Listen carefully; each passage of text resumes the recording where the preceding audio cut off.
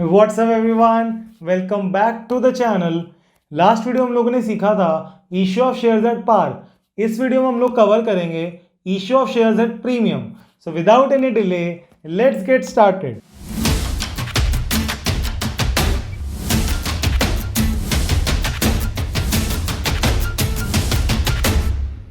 देखो sir, issue of shares at premium को समझने से पहले तुम लोगों को दो टर्म्स का मतलब क्लियर होना चाहिए। सबसे पहली जो टर्म है that is your issue price.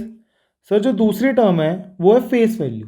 Sir issue price का मतलब क्या होता है? जब भी कंपनी जनरल पब्लिक को अपने शेयर्स को ऑफर करती है, उसको जिस प्राइस के ऊपर वो जनरल पब्लिक को शेयर्स को ऑफर कर रही है उस प्राइस को बोलते हैं issue price. So the issue price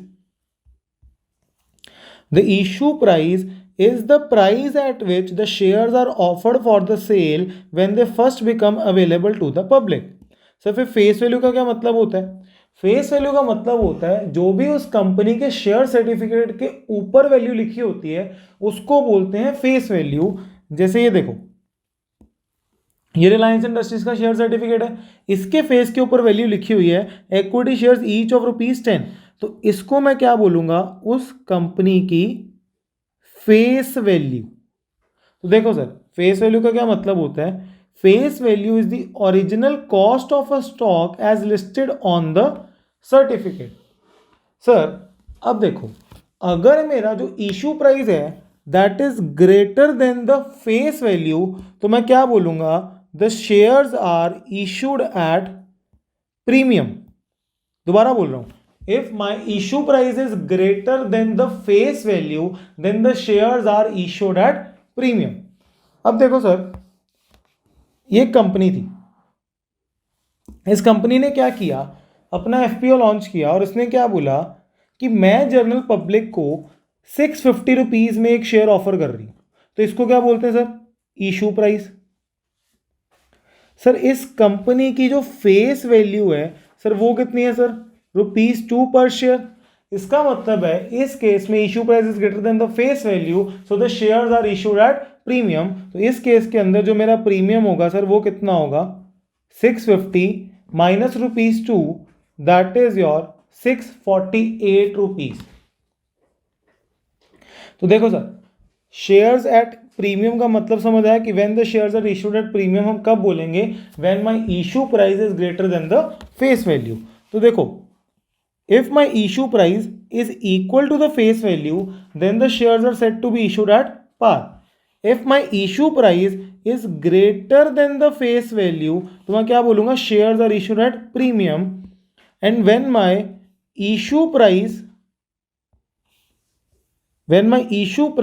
is less than the face value तब मैं बोलूंगा shares are issued at discount।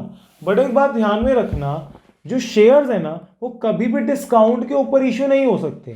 Sir shares कभी डिस्काउंट पे इशू क्यों नहीं हो सकते? क्योंकि कंपनीज एक्ट 2013 इसको मना करता है कि no company will issue the shares at discount.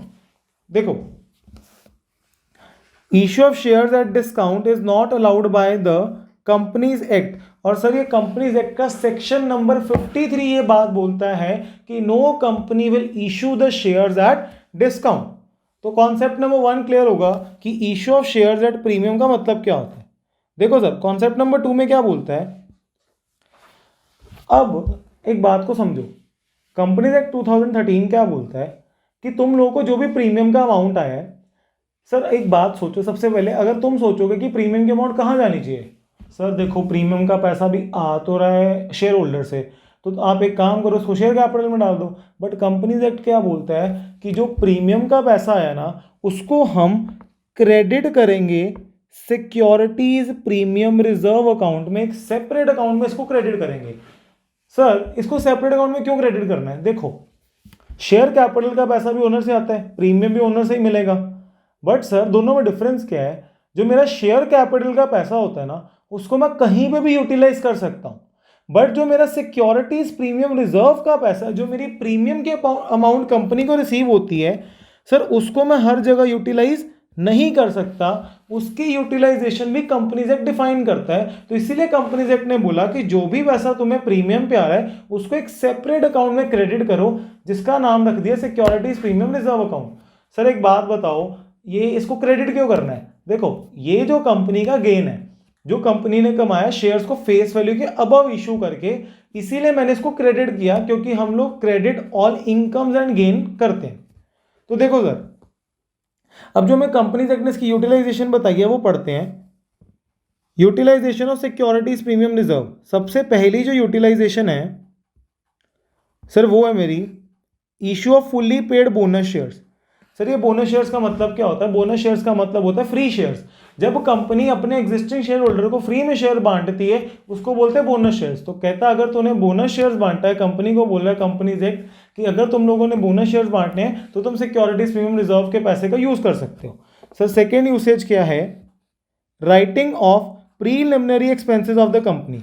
Preliminary expenses of the company का मतलब होता है ऐसे एक्सपेंसेस जो कंपनी ने इनकॉर्पोरेशन के पहले खर्च किए होते हैं। तो अगर प्रीलिमिनरी एक्सपेंसेस को भी तुम्हें राइट ऑफ करना है तो तुम क्या कर सकते हो? सिक्योरिटीज प्रीमियम रिजर्व की यूटिलाइजेशन। सर थर्ड बोलता है buy back of its own shares. Company को क्या है? अपनी शेयर होल्डिंग खुद बढ़ानी है कंपनी के प्रमोटर को, तो वो क्या कर रहा है? मार्केट से अपने शेयर्स को खुद ले जा रहा है। इसको बोलते हैं buy back of its own shares. अगर तुम्हें बाय बैक करना है तो भी तुम अपनी सिक्योरिटीज प्रीमियम रिजर्व की यूटिलाइजेशन कर सकते हो। Sir fourth is your premium on redemption of debentures और प्रेफरेंस शेयर्स। सर रिडम्पशन का मतलब होता है जब भी हम किसी भी सिक्योरिटी के ऊपर पैसा वापस करते हैं। लेट सपोज मैंने सिक्योरिटी को इशू किया था 100 रुपये में और मैंने डिबेंचर होल्डर्स को बोला था कि जब मैं पैसा वापस करूंगा तो 110 रुपये के हिसाब से करूंगा। तो जो 10 रुपये है ना वो प्रीमियम हो गया, बट सर वो रिडम्पशन के ऊपर प्रीमियम है। जब वापस करो तब उस पैसे को पे करना है। तो तब अगर मेरे को प्रीमियम प्रोवाइड करना है रिडम्पशन ऑफ डिबेंचर्स पे या प्रेफरेंस शेयर्स पे तो किसका यूज कर सकते हैं sir? Securities premium reserve account का। And last is your writing off the expenses और the discount allowed on the issue of securities. कि अगर तुमने कोई खर्चा किया है, ठीक है, सिक्योरिटीज को इशू करने में, जैसे प्रोस्पेक्टस का खर्चा किया है या किसी सिक्योरिटी को डिस्काउंट के ऊपर इशू कर दिया, तो इस केस में भी तुम किसकी यूटिलाइजेशन कर सकते हो? Securities premium reserve account. Sir देखो, यूटिलाइजेशन तक तो क्लियर हो गया। अब हम लोग क्या सीखेंगे कि सर जर्नल एंट्रीज क्या पढ़ेंगे अगर कंपनी को प्रीमियम रिसीव हो रहा है। अगर कंपनी ने पैसे को मंगवाए इंस्टॉलमेंट्स में तो प्रीमियम जो है एप्लीकेशन मनी के साथ भी आ सकता है, अलॉटमेंट के साथ भी, और फर्स्ट और सेकेंड कॉल के साथ भी आ सकता है। तो हम लोग क्या सीखेंगे कि अगर मेरा प्रीमियम की जो अमाउंट है सर वो मेरी अगर एप्लीकेशन मनी के टाइम पे रिसीव हो रही है तो मैं उसकी एंट्री क्या डालूंगा? तो देखो सर, फर्स्ट एंट्री क्या डलेगी? Bank account debit to share application account. Sir ये पहली एंट्री डल जाएगी कि बैंक में जितना भी पैसा आ रहा है जो मेरी फेस वैल्यू है प्लस उसमें जो भी प्रीमियम की अमाउंट है उन दोनों को क्या कर दो सर? ऐड कर दो। अब क्या करेंगे? देखो हमारे पास पैसा आ गया, अब मैं क्या करूंगा? इस पैसे की बाइफर्केशन करूंगा। सबसे पहले मैं शेयर एप्लीकेशन को करता हूं बंद। शेयर एप्लीकेशन अकाउंट जो टेम्परेरी अकाउंट को पहले क्रेडिट किया था, मैं इसको क्या कर दूंगा? डेबिट। तो शेयर एप्लीकेशन अकाउंट को क्या कर दूंगा सर? डेबिट। जब मैंने शेयर एप्लीकेशन को डेबिट कर दिया, इसका क्या मतलब है? ये मेरे पास इकट्ठा पैसा पड़ा है, इसमें से मैं देखूंगा सर मेरा शेयर कैपिटल का पैसा कितना है और मेरा सिक्योरिटीज प्रीमियम का पैसा कितना है। तो share application account debit to share capital account to securities premium reserve account. Sir एक बात याद रखना, पूरे चैप्टर में जो शेयर कैपिटल को मैं क्रेडिट करूंगा सर वो एक ही अमाउंट से करूंगा, which is your face value of the share. तो देखो, सबसे पहली entry bank to share application, second entry में क्या किया? जो टोटल पैसा है उसको बाइफरकेट कर दिया शेयर एप्लीकेशन में, शेयर कैपिटल में और सिक्योरिटीज प्रीमियम रिजर्व में। सर अब क्या करूंगा? अलॉटमेंट ड्यू की एंट्री होती है अगली। अब दिमाग लगाओ, लेट सपोज कंपनी ने 5000 शेयर्स को इशू किया। अब कंपनी को तो नहीं पता उसको कितनी एप्लीकेशन आनी है, 4000 की आ सकती है, 5000 की आ सकती है, उससे ज़्यादा की आ सकती है। अब क्या हुआ? जब हमने एक बार अलॉटमेंट दे दी, अब हमें पता है पहले क्या था, पहली एंट्री में हमने पहले बाइफरकेट नहीं किया, पहले टोटल अमाउंट मंगवाई फिर बाइफरकेशन की, क्योंकि हमें पता ही नहीं था कि अगर 5,000 इशू किए तो कितने लोगों को अलॉट करेंगे शेयर्स, फुल्ली सब्सक्राइब होते हैं या नहीं होते। अब मैंने जब शेयर्स को अलॉट कर दिया तो मुझे पता है कि जो मेरा शेयर होल्डर है वो कौन है, उसका ईमेल एड्रेस क्या है, किससे कितना पैसा मांगना है। तो अब मैं क्या करूंगा, ड्यू की एंट्री में share allotment account debit to share capital account to securities premium reserve account. इसका मतलब है जब मैं ईमेल भेजूंगा ना शेयर होल्डर, उसको पहले ही बोल दूंगा भाई तेरे से 5 रुपये मंगवा रहा हूं, जिसमें ये 3 रुपये प्रीमियम के, 2 रुपये शेयर कैपिटल के, क्योंकि मुझे अब पता है कि मैंने किन किन लोगों को शेयर्स अलॉट किए हैं। सर नेक्स्ट एंट्री क्या होगी, बैंक में पैसा आ जाएगा, bank account debit to share allotment account. Sir same entry डलेगी फर्स्ट कॉल के टाइम पे, फर्स्ट कॉल के ड्यू के टाइम पे एंट्री डलेगी share first call account debit to share capital account to securities premium reserve account. फिर जब first call का पैसा रिसीव हो जाएगा तो एंट्री डाल दूंगा bank account debit to share first call account. Sir same entry डलेगी शेयर सेकेंड कॉल अकाउंट से भी। देखो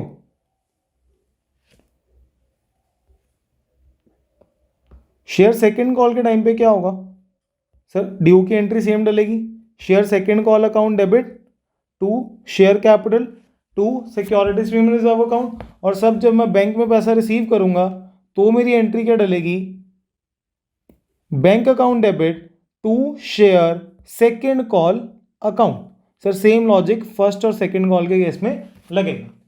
एक क्वेश्चन को ट्राई करते हैं। क्वेश्चन को ट्राई करने से पहले एक बात समझो, कुछ नोट्स हैं जो हमें बहुत ध्यान से पढ़ने पड़ेंगे किसी भी क्वेश्चन को करने से पहले। सबसे पहला क्या बोलता है कि अगर क्वेश्चन है साइलेंट, कि क्वेश्चन नहीं बता रहा कि जो प्रीमियम की अमाउंट है वो एप्लीकेशन के साथ रिसीव हुई है, अलॉटमेंट या फर्स्ट और सेकंड कॉल कहाँ रिसीव हुई है, तो वी विल एज्यूम दैट जो प्रीमियम की जो अमाउंट है वो मेरी रिसीव हुई है सर अलॉटमेंट मनी के साथ। If the question is silent when the premium is received it is assumed to be received at the time of allotment. Sir second, share capital हमेशा फेस वैल्यू से credit होगा, so share capital will always be credited with the face value of the share. Sir third क्या बोलता है, third बोलता है कि अगर कंपनी ने लमसम में पैसा मंगवाया तो बस कितनी एंट्री में क्या फर्क आएगा, शेयर एप्लीकेशन को करते थे क्रेडिट, पहली एंट्री डालते थे बैंक टू शेयर एप्लीकेशन, अब एंट्री क्या डालेंगे bank account debit to share application and allotment. इसका मतलब है शेयर एप्लीकेशन अकाउंट को तुम रिप्लेस कर दोगे किससे sir, share application and allotment account से। So if the entire money is received in lump sum share application and allotment account shall be credited in place of share application account। अब देखो sir जितना भी premium का था वो हम सारा पढ़ चुके हैं। अब एक क्वेश्चन को ट्राई करते हैं, वो क्या बोलता है क्वेश्चन। सर क्वेश्चन नंबर 1 बोलता है new India limited issued a prospectus inviting application for 20,000 shares. 20,000 shares को उसने एप्लीकेशन मंगवाई है, 100 रुपये का एक शेयर है प्लस 40% प्रीमियम। सर जो परसेंटेज होगी ना जब भी प्रीमियम के ऊपर, तो उसको मैं हमेशा फेस वैल्यू की परसेंटेज मानूंगा। इसका मतलब है सर 100 रुपये की फेस वैल्यू है, 40% of 100 rupees which means 40 rupees का क्या है सर प्रीमियम। अमाउंट कैसे मांगी है सर, एप्लीकेशन के ऊपर 50 इंक्लूडिंग 10 प्रीमियम। इसका मतलब है 40 रुपीज़ जो है सर ये मेरी फेस वैल्यू 10 प्रीमियम है। अलॉटमेंट में 40 including 10 premium, 30 including 10 premium first call पे और सेकंड कॉल पे 20 including 10 premium. Shares are fully subscribe and pass the journal entries. ठीक है सर, देखो सबसे पहली एंट्री क्या डलेगी, सबसे पहली एंट्री डलेगी bank account debit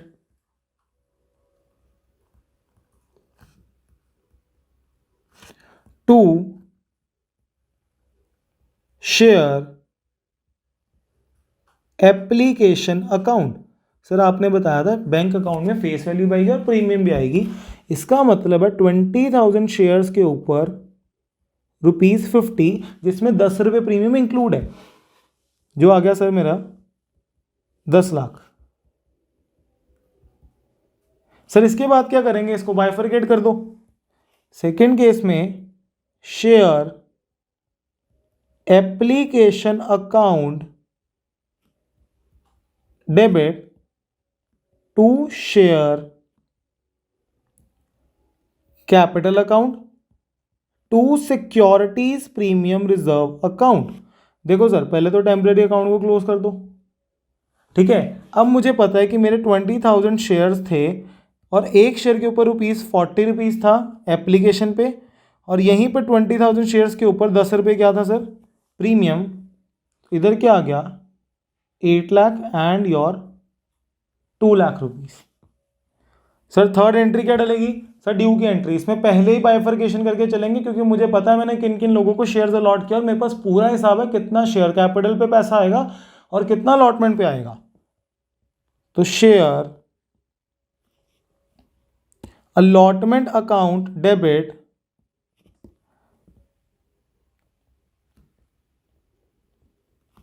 to, bifurcate पहले ही करो, शेयर कैपिटल अकाउंट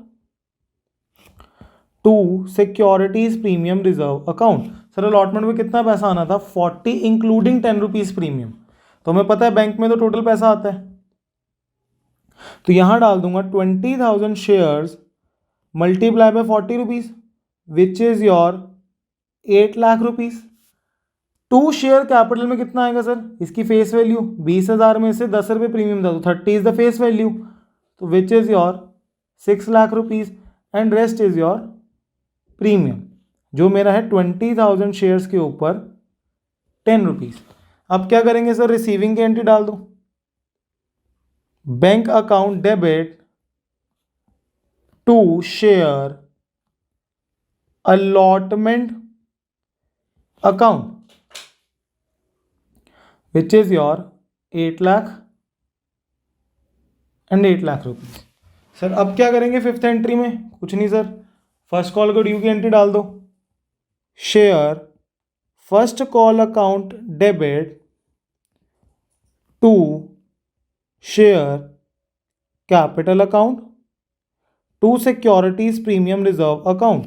सर कितना था फर्स्ट कॉल के ऊपर 30 including 10 rupees premium which is your 20,000 multiply bye ₹30 sir 6 lakh rupees. Share capital में कितना जाएगा 10 रुपये इसमें प्रीमियम था, तो 20,000 multiply by ₹20 that is your 4 lakh, और 20,000 मल्टीप्लाई 10 रुपये कितना आ जाएगा सर, प्रीमियम। अब सर फर्स्ट कॉल रिसीव करने की एंट्री डालो, bank account debit to share first call account which is your sir 6 lakh rupees. Sir seventh entry में क्या होगा, शेयर सेकेंड कॉल को ड्यू करो, तो share second call account debit to share capital to securities premium reserve account. Sir कितने पैसे थे 20 including 10 premium which is your 20,000 into 20 rupees that is your 4 lakh. Sir 10 रुपये का प्रीमियम था तो 2 लाख इधर आ गया और 2 लाख आ गया शेयर कैपिटल में, and the eight entry will be bank account debit to share second call account which is your 4 lakh rupees.